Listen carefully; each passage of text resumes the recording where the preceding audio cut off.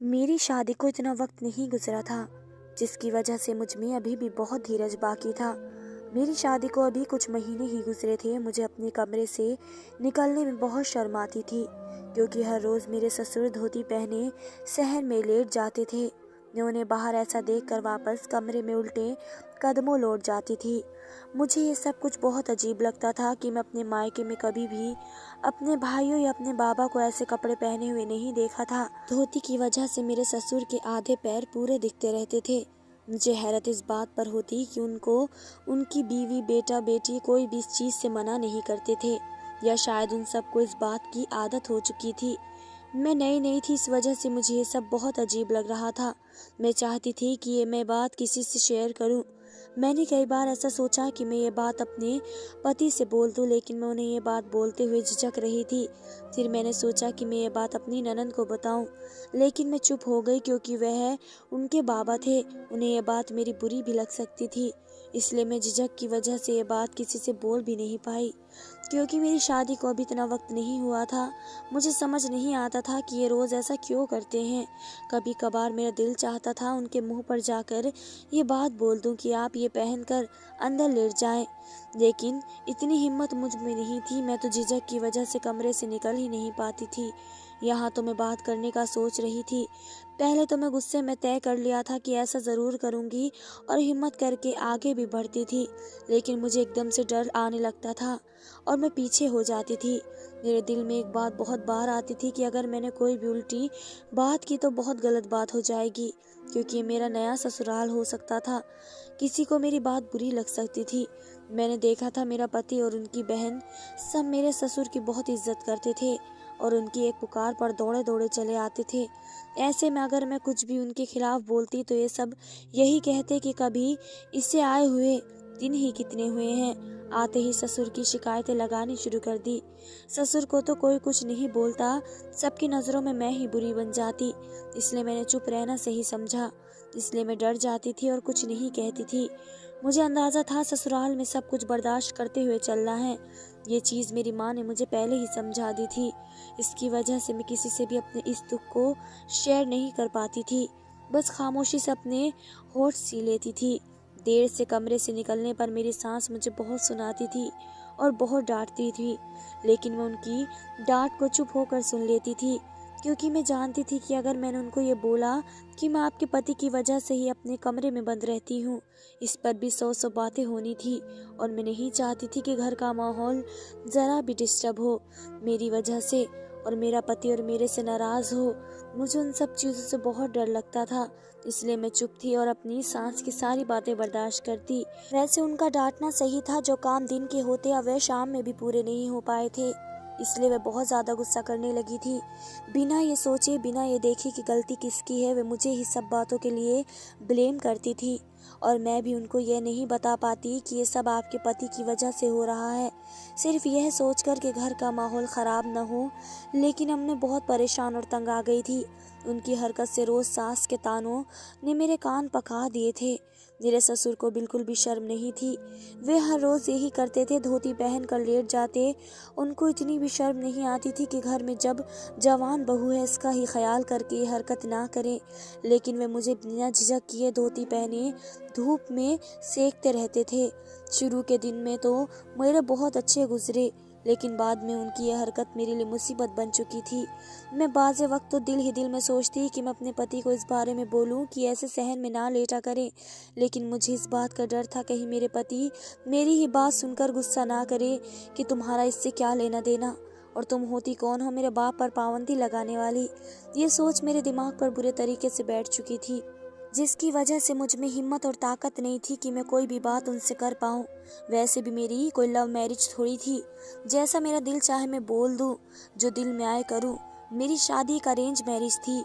इसमें मुझे अपने पति और अपने ससुराल वालों की हर बात का ध्यान रखना था, इसलिए मुझे थोड़ा झुक कर चलना था, और यही वजह थी मैं खामोशी से सब कुछ सह रही थी। मैं किसी भी वजह से अपनी माँ का सर नहीं झुकाना चाहती थी। अगर हिम्मत मैं कर भी लेती, बात करने की, लेकिन मेरे पति गुस्से के बहुत तेज थे। मुझे उनके गुस्से से बहुत डर लगता था। मैं इतने दिनों में ये तो समझ गई थी कि उनके लिए उनकी फैमिली बहुत ज़रूरी थी। वे सब कुछ बर्दाश्त कर सकते थे, लेकिन अपने माँ बाप, बहन भाई के ऊपर कोई भी बात बर्दाश्त नहीं कर पाते थे। और यही बात मुझे डरा कर रख देती थी, जो मैं अभी तक कुछ बोल नहीं पाई थी। और इस वजह से मैंने उनसे ये बात करने से इनकार किया। लेकिन इस बार मेरा दिल बहुत घबरा रहा था। मैं अपने पति से इस बात की शिकायत ज़रूर करूं, क्योंकि मेरी सास अब बहुत गुस्से से मेरे साथ बातचीत कर रही थी। लेकिन हर बार सोचकर ही चुप रह जाती, बोलने की हिम्मत नहीं कर पाती थी। वक्त गुजरता गया और यही होने लगा। मेरी सास दिन पे दिन बहुत गुस्सा करने लगी। मुझे अब किसी की भी बातें बर्दाश्त नहीं हो रही थी। वजह मेरी तरबियत की निराली थी। पहले पहले तो मैं अपनी सास की बातें सुन लेती थी, लेकिन अब मुझे किसी की बातें बर्दाश्त नहीं हो रही थी। मेरे पति भी कोई बात करते मैं गुस्से से जवाब देने लगी थी। ऐसे ही एक दिन रोज़ के मुताबिक मैं देर से कमरे से निकली। वजह सिर्फ और सिर्फ ससुर साहब का बाहर धोती में होना था। मैं जैसे ही किचन में दाखिल हुई, मेरी सास मुझ पर चिल्लाने लगी। आज तो उनका बस नहीं चल रहा था मेरा सर फाड़ दे, लेकिन शर्म की वजह से अभी तक हाथ नहीं उठाया था। लेकिन वह अपनी ज़बान की मार मेरे दिल छन्नी कर रही थी। वह भी मेरी माँ जैसी ही प्यारी थी, इसलिए मैं उनको कभी भी पलट कर जवाब नहीं देती थी। खामोशी से उनकी हर बात को सुन लेती थी। लेकिन वह अब मेरी माँ की परवरिश पर बात करने लगी थी कि तुम्हारी माँ ने तुम्हें ससुराल में रहने की तमीज़ नहीं सिखाई। इसने ये नहीं बताया कि किस वक्त उठना है या काम किस वक्त शुरू करके पूरा करना है। वह बोलती जा रही थी और बर्तन पटक रही थी। मेरी अब बर्दाश्त से बाहर था। मैं एकदम गुस्से से फूट पड़ी। कोई भी औलाद हो अपनी माँ के लिए इतनी तौहीन बर्दाश्त नहीं कर पाती। इस तरीके से मैं भी नहीं बर्दाश्त कर पाई थी और गुस्से में उनसे बोल दिया, मेरी कोई गलती नहीं है।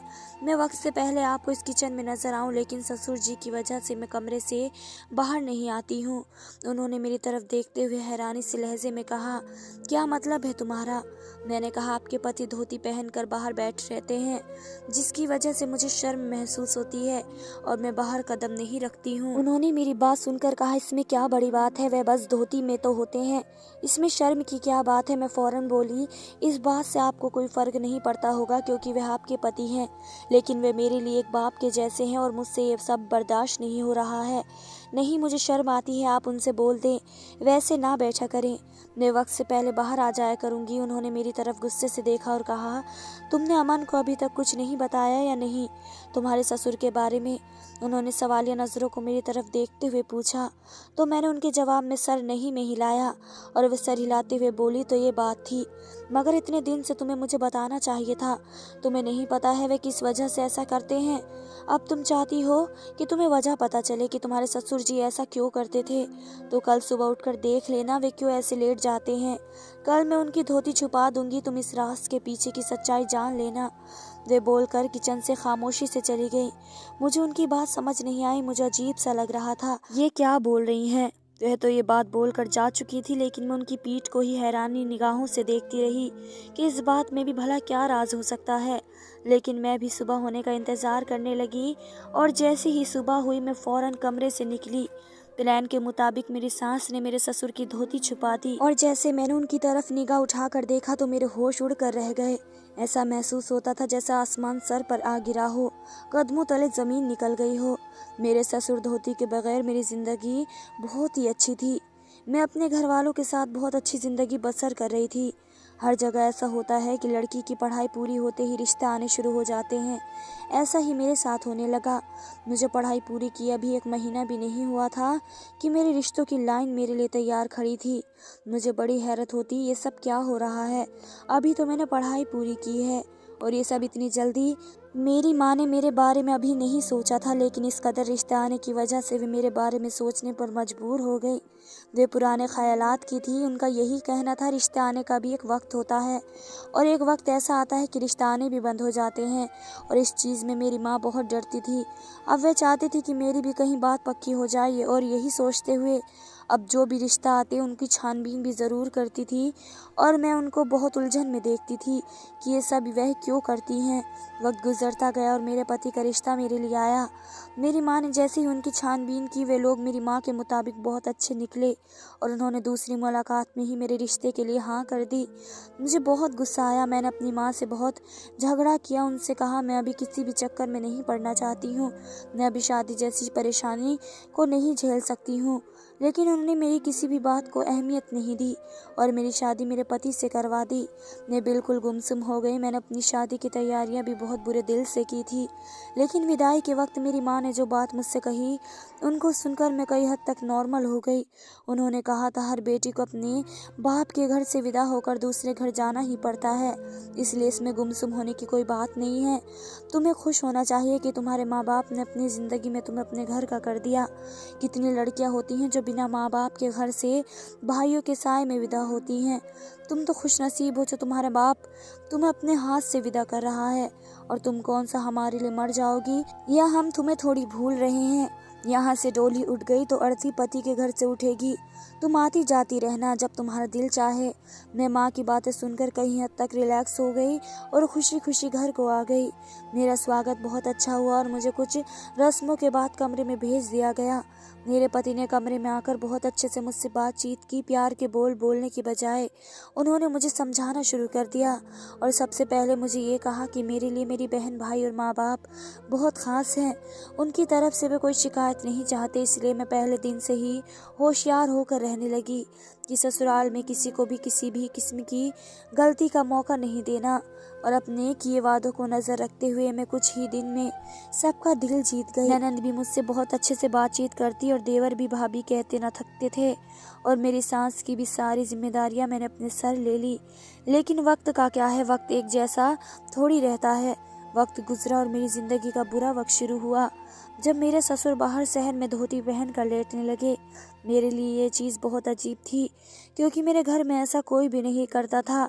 जब सब लोग पैंट शर्ट ही पहना करते थे और यहाँ आकर मैंने सब अपने ससुर को इस तरीके से देखा तो मुझे बहुत शर्म आई। मेरे लिए एक बहुत मुश्किल वक्त था। मुझे समझ नहीं आता था मैं क्या करूं। मुझे बहुत परेशानी होने लगी। शुरू में सब कुछ बहुत अच्छा था, लेकिन गुजरते वक्त के साथ मेरी ज़िंदगी ख़राब हो गई। मेरी ज़िंदगी बहुत परेशानियों से गुजर रही थी। मुझे समझ नहीं आता था वह जानकर ऐसा करते हैं या फिर उनसे ऐसा हो जाता है। शादी की शुरुआत के दिनों में तो मुझे बहुत ही परेशानी हो गई, लेकिन मैं कुछ कर भी नहीं सकती थी। यह मेरी अरेंज मैरिज हुई थी। अगर लव मैरिज होती तो मैं अपने पति से इस बात को लेकर लड़ाई कर लेती, लेकिन दिन गुजर जाता था। मैं शाम को बाहर आई। मुझे सब चीज़ों का अंदाज़ा था कि ये चीज़ बहुत बुरी साबित हो रही है मेरे लिए, लेकिन मैं मजबूर थी।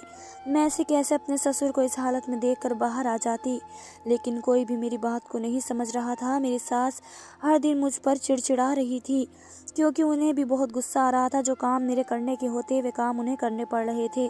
मुझे भी अफसोस होता था कि उनकी उम्र ऐसी है कि उन्हें आराम करना चाहिए, लेकिन मेरी वजह से वे दिन रात काम करती थी। जाहिर सी बात है, जब कोई काम करता है तो उसको गुस्सा भी आता है। मैं क्या करती, मैं खामोशी से गर्दन झुकाकर उनकी हर बात को बर्दाश्त करते हुए सुन लेती थी। लेकिन कब तक, मेरी भी एक हद थी। मैं बर्दाश्त करते करते अब थक चुकी थी। उन्होंने जितने गुस्से से मुझे मेरी माँ के ताने मारे, मुझसे अब बर्दाश्त नहीं हुआ। मुझे इतना गुस्सा आया मैं खुद बेकाबू हो गई और मैंने पलटकर उन्हें जवाब दे दिया और उनसे सवाल कर लिया कि आपके पति इस तरीके से क्यों करते हैं। वे जानते नहीं हैं कि जवान बहू घर में मौजूद है, इसे कमरे से बाहर निकलना है। वे मेरे कमरे के सामने ही धोती पहन कर बैठ जाते हैं, क्या उन्हें शर्म नहीं आती। मैंने बहुत गुस्से से ये बातें कही। मुझे बहुत गुस्सा आ गया था उनका ये कहना कि तुम्हारी माँ ने तुम्हारी अच्छी परवरिश नहीं की थी, तुम्हें अच्छे बुरे की तमीज़ नहीं सिखाई है। वे एक पल में मेरा शुरू का किया हुआ सब कुछ भूल गई। कुछ दिन मेरी लापरवाही की इतनी बड़ी सज़ा दे रही थी कि वे मुझे खड़े होकर इतनी बड़ी बड़ी बातें सुना रही थी। मुझे बहुत अफसोस हो रहा था और जैसे ही मैंने उनके सामने अपनी ये बात रखी कि आप अपने पति को कहें कि उस तरीके से धोती पहन कर ना बैठें, तो उन्होंने ऐसी अजीब बात कही कि मेरे तो होश उड़ गए। वे कहने लगी कि मैं रात को ही उनकी धोती छुपा दूंगी और जो यह राज है वे क्यों बैठते हैं तुम्हें पता चल जाएगा। मेरी आंखें एकदम चमकी थी कि क्या बात बोल कर गई हैं। मेरे कान खड़े से हो गए थे। ऐसा क्या मुमकिन है कि वह किसी कारण की वजह से धोती पहन कर बैठते हैं। मैं बहुत ज़्यादा हैरान और परेशान थी। मेरी रात यही सोचते सोचते आंखों ही आंखों में कट गई। मेरे पति ने भी मुझसे रात को बात करने की कोशिश की कि बहुत गुमसुम हो, चुप चुप सी महसूस हो रही हो, कुछ हुआ है क्या। दिन में माँ भी बहुत खामोश है, कोई वजह है क्या। मैंने उनकी तरफ देखते हुए आराम से जवाब दिया, नहीं कोई बात नहीं है, बस वैसे ही खामोश होगी। उनकी तबीयत भी कहाँ ठीक रहती है। मैंने टालमटोल से काम लिया क्योंकि मैं नहीं चाहती थी उन्हें कोई भी बात पता चले। मैं बोली, आपको ऐसे ही वहम हो रहा होगा। मैं चाहती थी कि वे ज़्यादा इस बात के अंदर ना घुसे, क्योंकि अगर उन्हें मेरी इस बात का पता चल जाता कि मैंने उनकी माँ से बदतमीज़ी की है तो मेरा हाशिर बुरा कर देते। अगर उन्हें ज़रा भी इस बात की भनक पड़ जाती कि मैंने उनकी माँ से इस कदर बदतमीज़ी की है तो इस चीज़ की वजह से मैं उनको कोई भी बात नहीं बताना चाहती थी। आज की रात जैसे तैसे गुजर रही थी और सुबह की पहली किरण फूटी। मेरे पति जब काम पर चले गए तो मैं उस वक्त बाहर निकली जब मेरे ससुर बाहर बगैर धोती के थे। उनके ऊपर एक चादर सी डली हुई थी और उनका एक साइड का पाँव बाहर निकला हुआ था। मुझे इतनी शर्म आई, मैंने एकदम ही अपनी आंखें झुका ली। लेकिन मेरी सास मेरे पास आकर बोली, ऊपर आंखें करके इनकी टांग की तरफ देखना। मैंने जैसे ही देखा मुझे एहसास हुआ जैसे वहाँ पर कुछ हुआ हो। मैं थोड़ा सा पास जाकर देखने लगी तो वहाँ पर मुझे एक दाना से महसूस हुआ। मैंने हैरान निगाहों से अपनी सास की तरफ देखा तो वह मुझसे कहने लगी, तुम्हारी शादी से पहले उनके पाँव में कुछ परेशानी हो गई थी, उनके पाँव में एक दाना है। तो डॉक्टर को दिखाने के बाद उन्होंने कहा था कि इन्हें धूप सेकने की ज़रूरत है, जिसकी वजह से वे धोती पहनकर सहन में लेटते हैं। उन्हें इतनी तकलीफ होती है जो तुम्हें बता नहीं सकती। दर्द की वजह से वो रात रात को सो नहीं पाते और तुम शर्म कर रही हो उनसे। वे तो खुद बेचारे किसी से क्या बात करेंगे, वे तो खुद मजबूर हैं, चल भी नहीं पाते। तुम्हारे पति उनकी देखभाल करता है। मुझे तो हैरत है कि अभी तक तुम्हें अमन ने कुछ बताया क्यों नहीं। मैंने उनकी तरफ देखते हुए नम आवाज़ में कहा, माँ मुझे नहीं मालूम था कि बाबा के साथ इतनी परेशानी है, वरना मैं कभी भी इस तरीके से नहीं करती। मैं उनको गलत समझ रही थी कि वह ये जान कर रहे हैं, लेकिन मैं आज बहुत शर्मिंदा हूँ कि वे बेचारे अपनी तकलीफ़ के कारण यहाँ ऐसे लेटे होते हैं। लेकिन मैं क्या करूं, मुझे बहुत शर्म आती है क्योंकि मैंने अपने घर में कभी भी किसी को ऐसे धोती में नहीं देखा। जिस भी मर्द को देखा वे पैंट शर्ट में ही देखा, इसलिए मुझे शर्म आ जाती है। तो वह कहने लगी, बेटा वे तुम्हारे माँ बाप की उम्र के हैं, तुम्हें कोई शर्म करने की ज़रूरत नहीं है। तुम अपने वक्त पर बाहर आओ, अपने काम पूरे करो और अपने कमरे में चली जाओ। बाहर घूमने फिरने की तुम्हें ज़रूरत ही नहीं है। मैं उनकी बात से राज़ी थी इसलिए खामोशी से सर झुका गई। मुझे खुद भी बहुत शर्मिंदगी हो रही थी। मैंने बहुत गलत किया था। मैं दिन भर काम करते हुए यही बातें सोच रही थी कि आज ही अपने पति से बात करूंगी और कहूंगी कि बाबा को किसी अच्छे डॉक्टर को दिखाएं और उनका इलाज कराएं। रात को जैसे ही मेरे पति आए मैंने फ़ौरन उनको खाना दिया और जल्दी जल्दी अपने काम से फारिग हुई। इसके बाद जब मैं कमरे में गई तो मैं उनसे बात करने के लिए बैठी और मैंने उनसे कहा, आपको चाहिए कि आप अपने बाप को बहुत अच्छे से इलाज कराएं, उनकी टांग और ख़राब हो जाएगी अगर हम ऐसे ही लापरवाही करेंगे। उन्होंने मेरी तरफ देखते हुए हैरानी से कहा, कुछ हुआ है क्या और तुम्हें कैसे पता चला कि बाबा की टांग में परेशानी है। मैंने निगाहें नीचे करके सारी बात अपने पति को बता दी। वह भी मेरी बातों को बहुत गौर से सुन रहे थे। मैंने आखिर में उनसे यही कहा कि मैं बहुत शर्मिंदा हूँ, मुझे इस तरीके से शर्म नहीं करनी चाहिए थी, बस मैं थोड़ा सा घबरा जाती थी कि वैसा क्यों करते हैं। और माँ ने जब मुझे बातों की वजह से लड़ाई की तो मैं भी बर्दाश्त नहीं कर पाई और मैंने उन्हें जवाब दे दिया। लेकिन उन्होंने मेरी गलतफहमी को दूर करने के लिए यह राज मुझे बता दिया। वैसे आपको चाहिए था कि आप मुझे पहले ही उन सब के बारे में बता देते तो मैं गलतफहमी का शिकार नहीं होती।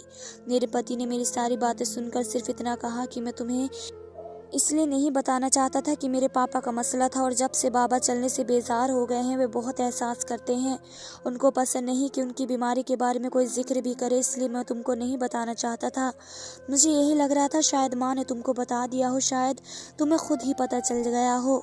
मैंने इस बात की तरफ कभी ध्यान ही नहीं दिया। मुझे पता नहीं था एक छोटी सी गलतफहमी इतना बड़ा मसला हो जाएगा। खैर अब तुम्हें देखकर मुझे अच्छा लगा। तुम बाबा के बारे में फ़िक्रमंद हो रही थी। मैं कुछ सोच रहा था उनको किसी अच्छे डॉक्टर से इलाज करवा लूँ फिर मुझे एहसास हुआ मैं ससुर से शर्माती थी और वह मुझसे शर्माते थे। उनको पसंद नहीं था कि बहू के सामने यूं धोती पहनकर सहन में लेटा रहें। उनको इस बात से बहुत ज़्यादा शर्माती थी। उनको यही फिक्र खाई जाती थी कि बहू क्या सोचेगी। लेकिन मेरी सास ने ज़बरदस्ती उनको सहन में बैठा कर जाती थी। फिर वे सारा दिन उधर ही बैठे रहते थे। कमरे में पड़े पड़े भी वह बीमार रहने लगे थे और मैं उन्हें गलत समझ बैठी थी और मुझे अपनी इस गलती पर बहुत शर्मिंदगी महसूस हो रही थी। लेकिन मैं इस बात का शुक्र अदा कर रही थी कि मैंने ससुर को कुछ भी नहीं कहा। अगर मैंने उनसे कुछ बोलती तो उनको मेरी बात से बहुत ज़्यादा तकलीफ पहुंचती। अब मैंने अपनी सास को भी मना कर दिया कि मेरे ससुर को इस बारे में कुछ भी नहीं बताए। मेरी सास समझदार औरत थी, वह भी अपने पति की मजबूरी का फ़ायदा नहीं उठाना चाहती थी, इसलिए उसने किसी भी बात की भनक अपने पति को नहीं लगने दी। अब मैं अपने ससुर और अपने घर वालों की बहुत सेवा करती थी। मैं सारे काम वक्त पर कर लिया करती थी। मेरी सास अब बहुत ज़्यादा खुश थी और मेरे सारे घर वाले मुझसे बहुत खुश हो गए। इसी वजह से मेरे पति के दिल में भी मेरे लिए मोहब्बत पैदा हो गई। मैं अपने रब का शुक्र अदा कर रही थी जिसने मेरी सारी परेशानी दूर कर दी थी और मुझे अकल दे दी थी। धन्यवाद दोस्तों।